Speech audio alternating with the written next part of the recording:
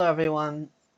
So in this video I'm going to be showing you how to make a quick level using some pre-made assets by somebody else, not me. I'll put them in the description, the assets and the credits. And I'll also show you how to make your player respawn if they fall off the edge of the level. So I'm going to just click this arrow here, click new 2021.1.2 F1. I'm just going to select a 3D scene here. I'm going to call it respawn and hit create. I'll skip to the point where the project is done being created. So I'll go to scene. The basic controls for the scene menu are if you hold down Alt and you click, you can move the scene around. If you right click and look around, you can use like a looking. And if you're holding right click and you use WASD, you can move around your scene like a camera controller. Anyway, I'm gonna go up to my window here and import one package, which is the first person modular controller. Now this will be in the description of the video on the asset store, so that anyone watching can pick it up, follow along. I really suggest that you do that. It'll make it a lot easier. So modular first person controller. Once you've downloaded it, down here, I'm going to click import. You get to the package manager, by the way, by selecting window in the top left, and then package manager. And then where it says packages up here, make sure it says my assets. And then you should find modular first person controller if you've downloaded it like I have. Now that that's downloaded, I'm going to right click over here in the hierarchy and create a 3D object plane. Just simple plane. I'm going to rename it to ground. And over here where it says untagged, I'm going to click add tag and I'm going to set it to ground.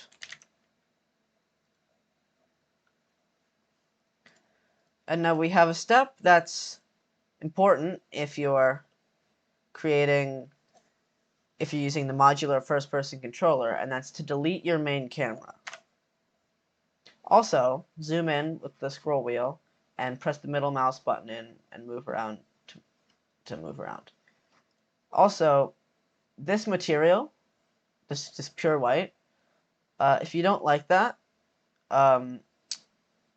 you can search all materials first of all. And if you download the module first person controller, you have all these different colors.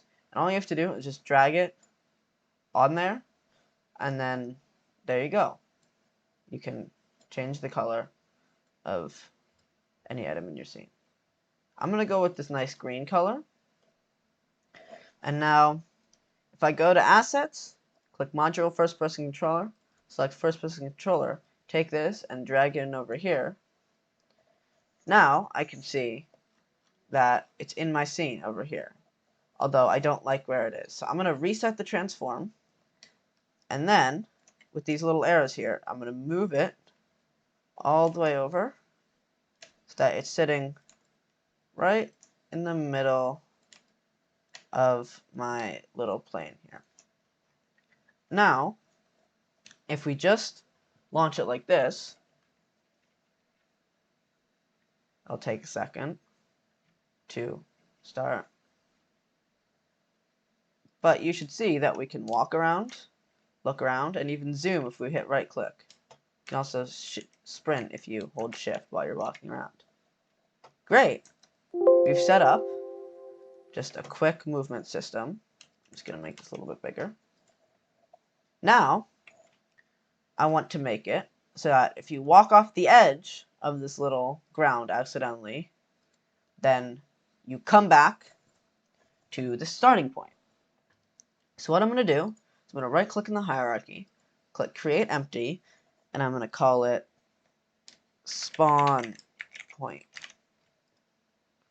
Now, I'm going to take this first person controller here. I'm going to right click on the transform and hit copy position. Then spawn point, I'm going to right click on the transform and hit paste position. Now, they're at the same point, at the same spot. Now what I'm also going to do is I'm going to right click and create a 3D object. It's going to be a cube. And I'm going to press the R key to go into scaling mode. I'm going to drag it out so that it's a little bit bigger than our main platform. So that looks about good.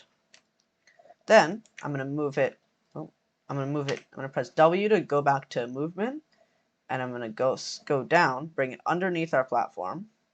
I think I might make it a little bit bigger in this direction. Just about that big. Maybe just a little bit bigger. And then I'm going to go over here and uncheck the mesh renderer. And I'm also going to check this little box that says is trigger. Now once you have that, I'm going to take this cube and I'm going to rename it to death zone. Now, I'm going to create one more empty game object, and this one, it doesn't matter where it is, but I'm just going to call it game manager. And on it, I'm going to create our first script, also called game manager. So I'm going to type that in. After clicking add component, I'm going to click new script, and then I'm going to leave it to that, and I'm going to hit create and add. Now, I'm going to double click this to open it up using Visual Studio.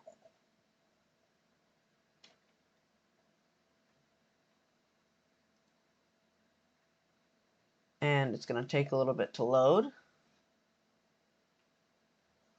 But now, once we're in Visual Studio, we're ready to start coding. So I'm going to delete the voids, the start and update functions, and I'm going to put in 2 new variables. Well, 3 new variables, actually. I'm going to do public, game object, and I'm going to call it player. Make sure to end every code line with a semicolon. I'm also going to make another public game object, and I'm going to call it spawn point.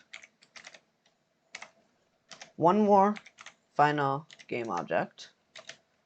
A game object is, what can you imagine? It's an object in the Unity scene. It's a game object. And I'm going to call it death zone. Now, I'm going to come down here. I'm going to type public void on trigger enter.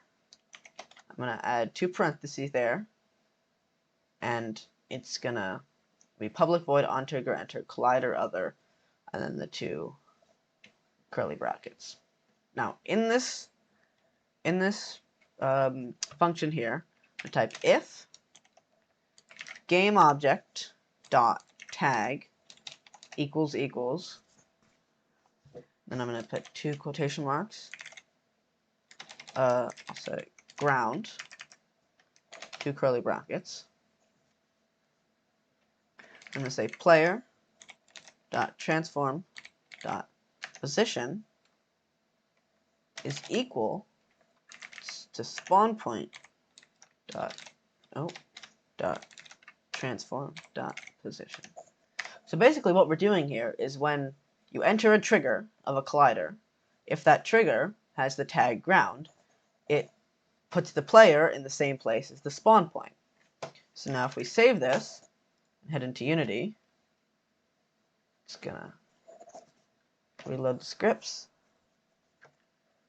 and in our game manager script, I'm going to take our first person controller, I'll rename it to player, and I'm going to right click on it and select find prefab and unpack. Now in game manager, I'm going to drag this over to our player. I'm going to take the death zone we created, and I'm going to drag that over to our death zone, and our spawn point, I'm going to drag it over to our spawn point. Now, I have to make sure that our death zone has the correct tag ground.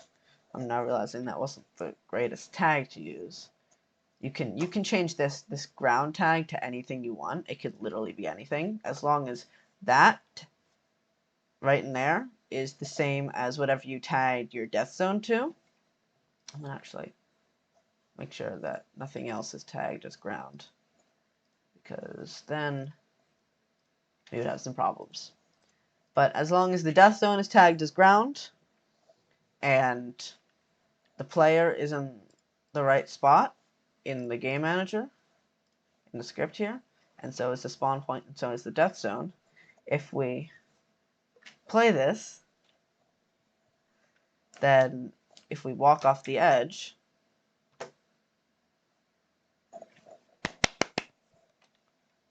nothing happens. Great. Just a quick update.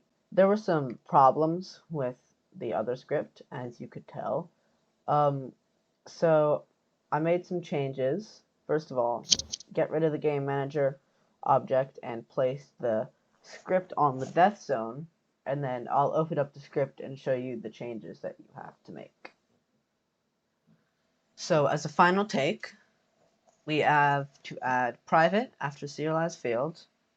Make sure that this is void on trigger enter, collider other, and make sure the player transform position is set to spawn point transform position. Now, if we go into Unity,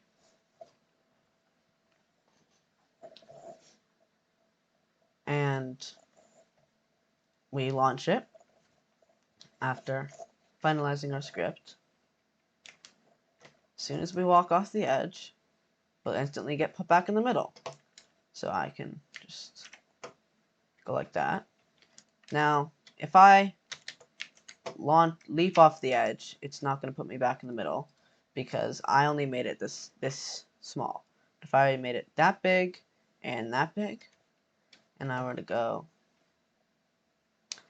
open it again and leap off the edge, I get put right back in the middle. So that is a tutorial on how to set up an easy player first-person movement, and also how to set up respawning whenever you jump off the edge of your platform. Thanks for watching, and I'll see you all for the next video.